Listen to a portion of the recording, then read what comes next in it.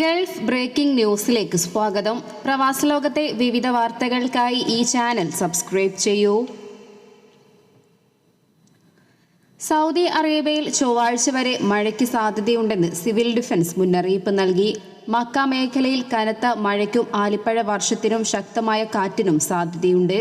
Riyadh, Medina, Qassim, വടക്കൻ അതിർത്തികൾ, കിഴക്കൻ പ്രവിശ്യ, അൽബഹ, അസീർ എന്നിവിടങ്ങളിൽ സാമാന്യം ശക്തമായ മഴയാണ് പ്രവചിച്ചിരിക്കുന്നത്. അതേസമയം തബൂക്ക്, അൽജൌഫ്, നജ്റാൻ എന്നിവിടങ്ങളിൽ നേരിയതോ മിതമായതോ ആയ മഴ പ്രതീക്ഷിക്കുന്നു. താമസക്കാരോട് ജാഗ്രത പാലിക്കാനും താഴ്ന്ന പ്രദേശങ്ങളും വെള്ളപ്പൊക്ക സാധ്യതയുള്ള പ്രദേശങ്ങളും ഒഴിവാക്കാനും ഔദ്യോഗിക കാലാവസ്ഥാ മുന്നറിയിപ്പുകളിൽ നിന്നുള്ള അപ്ഡേറ്റുകൾ പിന്തുടരാനും അധികൃതർ അഭ്യർത്ഥിച്ചു.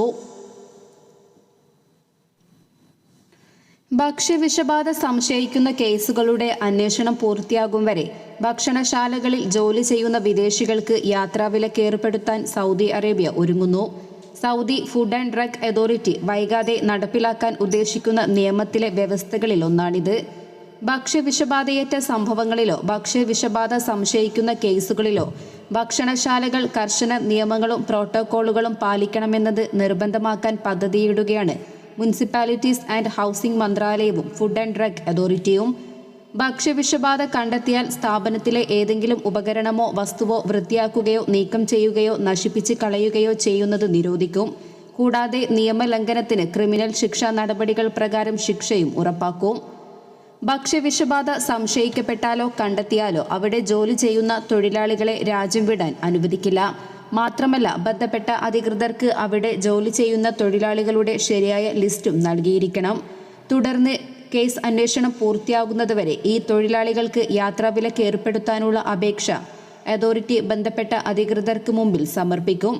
ഭക്ഷ്യനിയമത്തിലെ ഈ പുതിയ ഭേദഗതികളിൽ അന്തിമ തീരുമാനമെടുക്കുന്നതിന് മുമ്പ് പൊതുജനാഭിപ്രായം അറിയുന്നതിനായി Saudi food and drug authority നിർദ്ദേശങ്ങൾ ഇസ്തിഹാൽ പ്ലാറ്റ്ഫോമിൽ അവതരിപ്പിച്ചിരിക്കുകയാണ്. ദുബൈയിൽ 2 സാലിക് ഗേറ്റുകൾ കൂടി ഞായറാഴ്ച മുതൽ പ്രവർത്തനക്ഷമമായി. അൽ ഖൈൽ റോഡിലെ business bay crossing, Sheikh Zayed റോഡിൽ അൽ മൈദാൻ, ഉമ്മുൽ ഷീഫ് സ്ട്രീറ്റിനുമിടയിലെ അൽസഫ സൗത്ത് എന്നിവിടങ്ങളിലാണ് പുതിയ സാലിക് ഗേറ്റുകൾ നിലവിൽ വന്നത്. ഇതോടെ ദുബൈ നഗരത്തിലെ ആകെ ടോൾ ഗേറ്റുകളുടെ എണ്ണം 8-ൽ നിന്നും 10-ആയി ഉയർന്നു. ദുബൈയിൽ Al Barsha, Al Garhoud bridge, Al Maktoum bridge, Al Mamzar south, Al Mamzar north, Al Safa, airport tunnel, Jebel Ali എന്നിവിടങ്ങളിലാണ് നിലവിൽ സാലിക് ഗേറ്റുകളുള്ളത്. സൗരോർജ്ജത്തിൽ പ്രവർത്തിക്കുന്ന ഗേറ്റുകൾ എന്ന സവിശേഷതയും പുതിയ സാലിക്കുകൾക്കുണ്ട്. ഗതാഗത നിലവാരം ഉയർത്തുന്നതിനും ട്രാഫിക് കുറയ്ക്കുന്നതിനുമായി 2007 മുതലാണ് ദുബൈയിൽ സാലിക് ഗേറ്റുകൾ നിലവിൽ വന്നത്. വാഹന ഗതാഗതം കുറയ്ക്കുന്നതിൻ്റെ ഭാഗമായി ദുബൈ മെട്രോ, പൊതുബസ്സുകൾ, മറൈൻ ഗതാഗതം എന്നിവ പോലുള്ള പൊതുഗതാഗത ഓപ്ഷനുകൾ ഉപയോഗിക്കാൻ ആളുകളെ പ്രോത്സാഹിപ്പിക്കുകയും ചെയ്യുക എന്ന ലക്ഷ്യം കൂടി ഇതിന് പിന്നിലുണ്ടെന്നും RTA അറിയിച്ചു.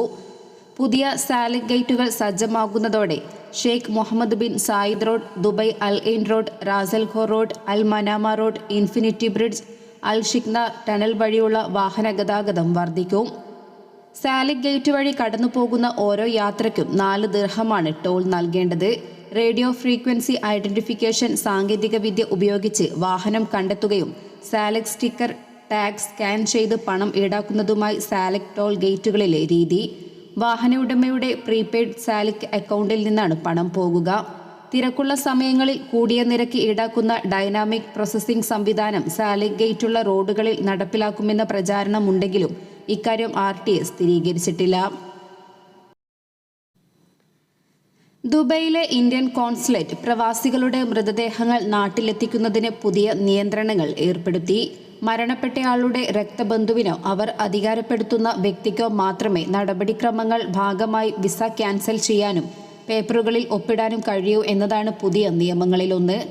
മൃതദേഹങ്ങൾ സ്വദേശത്തേക്ക് കൊണ്ടുപോകുന്നതിന് ഇന്ത്യൻ കോൺസുലേറ്റിൽ നിന്നും ഫണ്ട് അനുവദിക്കുന്നതിന് പഞ്ചായത്ത് ഓഫീസുകൾ ഉൾപ്പെടെ ഇന്ത്യയിലെ 5 വ്യത്യസ്ത അധികാരികളിൽ നിന്നുള്ള അറ്റസ്റ്റേഷൻ ആവശ്യപ്പെടുന്നതാണ് മറ്റൊരു നിയമം. മൃതദേഹങ്ങൾ നാട്ടിലേക്ക് കൊണ്ടുപോകുന്നതുമായി ബന്ധപ്പെട്ട് പ്രവർത്തിക്കുന്ന ചില ഏജന്റുമാർ കുടുംബങ്ങളിൽ നിന്നും വലിയ തുക ഇതിനായി ഈടാക്കുന്നതായി പരാതി ഉയർന്ന പശ്ചാത്തലത്തിലാണ് ഈ തീരുമാനങ്ങൾ എടുത്തതെന്ന് കോൺസുലേറ്റ് മാധ്യമങ്ങൾക്ക് നൽകിയ പ്രസ്താവനയിൽ വ്യക്തമാക്കി. ദുബൈയിൽ മരണപ്പെട്ട പ്രവാസികളുടെ മൃതദേഹങ്ങൾ സ്വദേശത്തേക്ക് കൊണ്ടുപോകുന്നതിനായി ഏജന്റുമാർ കുടുംബങ്ങളെ ചൂഷണം ചെയ്ത നിരവധി കേസുകൾ കോൺസുലേറ്റിന് ലഭിച്ചതായി അധികൃതർ പറഞ്ഞു. ഇതിനായി കോൺസുലേറ്റ് അംഗീകൃത നിരക്കുകൾക്ക് പകരം അമിത തുക ഈടാക്കുന്ന വഞ്ചനാപരമായ ഏജന്റുമാരെക്കുറിച്ച് അറിഞ്ഞിരിക്കണമെന്നും കോൺസുലേറ്റ് വ്യക്തമാക്കി. മരണപ്പെട്ടവരുടെ കുടുംബങ്ങൾക്കും അംഗീകൃത വ്യക്തികൾക്കും മാത്രമേ നടപടിക്രമങ്ങൾ പൂർത്തിയാക്കാനുള്ള അനുവാദം നൽകുകയുള്ളൂ എന്നും ഇക്കാര്യത്തിൽ സുതാര്യത ഉറപ്പാക്കുന്ന കാര്യത്തിൽ കോൺസുലേറ്റ് പൂർണ്ണമായും പ്രതിജ്ഞാബദ്ധമാണെന്നും പ്രസ്താവനയിൽ കൂട്ടിച്ചേർത്തു. ഒക്ടോബർ മാസത്തിൽ വിമാന കമ്പനികളുമായി ബന്ധപ്പെട്ട് യാത്രക്കാരിൽ നിന്നും Saudi general authority of civil aviation 1029 പരാതികൾ ലഭിച്ചു. ഏറ്റവും കൂടുതൽ പരാതികൾ ലഗേജ് സേവനങ്ങളുമായി ബന്ധപ്പെട്ടതായിരുന്നു എന്ന് അധികൃതർ അറിയിച്ചു. അത് കഴിഞ്ഞാൽ കൂടുതൽ പരാതികൾ ടിക്കറ്റുകളുമായി ബന്ധപ്പെട്ടവയും ശേഷം വിമാനങ്ങളുമായി ബന്ധപ്പെട്ടവയുമാണ്. സൂചിക പ്രകാരം ഏറ്റവും കുറവ് പരാതികളുള്ള എയർലൈന് ഫ്ലൈ അദീൽ. 1,00,000 യാത്രക്കാർക്ക് 11 എന്ന തോതിലാണ് ഫ്ലൈ അദീലിനെതിരെ ലഭിച്ച പരാതികൾ. ഫ്ലൈ അദീലിന്റെ പരാതി പരിഹാര നിരക്ക് ഒക്ടോബറിൽ 99% എന്നും കണക്കുകൾ സൂചിപ്പിക്കുന്നു. സൗദി എയർലൈൻസിന് 1,00,000 യാത്രക്കാർക്ക് 12 എന്ന നിരക്കിലാണ് പരാതികളുള്ളത്. കമ്പനിയുടെ പരാതി കൈകാര്യം ചെയ്യുന്ന നിരക്ക് 99%. അതേസമയം മറ്റൊരു വിമാന കമ്പനിയായ ഫ്ലൈനാസിന് 1,00,000 പേർക്ക് 12 എന്ന തോതിലാണ് കഴിഞ്ഞ മാസം ലഭിച്ച പരാതികൾ. യാത്രക്കാരിൽ നിന്നുള്ള പരാതികൾ മികച്ച രീതിയിൽ കൈകാര്യം ചെയ്ത ഫ്ലൈനാസിന്റെ പരാതി പരിഹാര നിരക്ക് 100%. പ്രതിവർഷം 6 ദശലക്ഷത്തിലധികം യാത്രക്കാരുള്ള അന്താരാഷ്ട്ര വിമാനത്താവളങ്ങളുടെ സേവനങ്ങളുമായി ബന്ധപ്പെട്ട് GACAക്ക് ലഭിച്ച പരാതികളുടെ അടിസ്ഥാനത്തിൽ റിയാദിലെ കിങ് ഖാലിദ് ഇന്റർനാഷണൽ എയർപോർട്ടിനാണ് ഏറ്റവും കുറവ് പരാതികൾ ലഭിച്ചതെന്ന് അതോറിറ്റി സൂചിപ്പിച്ചു. 1,00,000 യാത്രക്കാർക്ക് 0.4% എന്ന നിരക്കിൽ മൊത്തം 12 പരാതികൾ രേഖപ്പെടുത്തിയപ്പോൾ നിശ്ചിത സമയത്തിനുള്ളിൽ പരാതി കൈകാര്യം ചെയ്തതിന്റെ നിരക്ക് 100%. പ്രതിവർഷം 6 ദശലക്ഷത്തിൽ താഴെ യാത്രക്കാരുള്ള അന്താരാഷ്ട്ര വിമാനത്താവളങ്ങൾക്കായുള്ള സൂചികയിൽ GACAക്ക് സമർപ്പിച്ച ഏറ്റവും കുറഞ്ഞ പരാതികൾ ബുറൈദയിലെ പ്രിൻസ് നൈഫ് അന്താരാഷ്ട്ര വിമാനത്താവളവും ഉൾപ്പെടുന്നു. ഈ വിമാനത്താവളത്തിലെ പരാതികളുടെ നിരക്ക് 1,00,000 യാത്രക്കാർക്ക് 2%.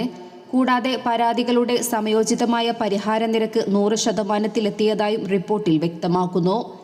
ആഭ്യന്തര വിമാനത്താവളങ്ങൾക്കായുള്ള സൂചികയിൽ അതോറിറ്റിക്ക് ഏറ്റവും കുറവ് പരാതികൾ സമർപ്പിച്ച വിമാനത്താവളമാണ് ബിഷ എയർപോർട്ട്.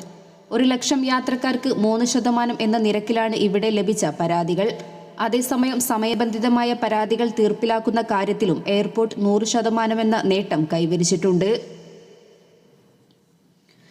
ഇതോടെ ഇന്നത്തെ വാർത്തകൾ അവസാനിക്കുന്നു. പുതിയ വാർത്തകളുമായി വീണ്ടും കാണുന്നതുവരെ നന്ദി, നമസ്കാരം.